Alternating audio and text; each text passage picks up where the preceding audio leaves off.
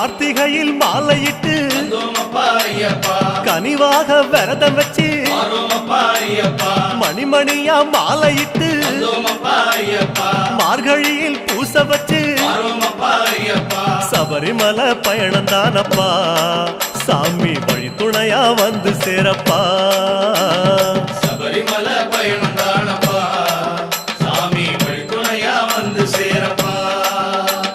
குருசாமி சொன்னபடி கூடி நல்ல விரதம் வச்சு கருப்பசாமி பொண்ண நினைச்சு காலமால பூச வச்சு காந்தமல ஜோதியானவா எங்க காவலாக வந்து சேரப்பா காந்தமல ஜோதியானவா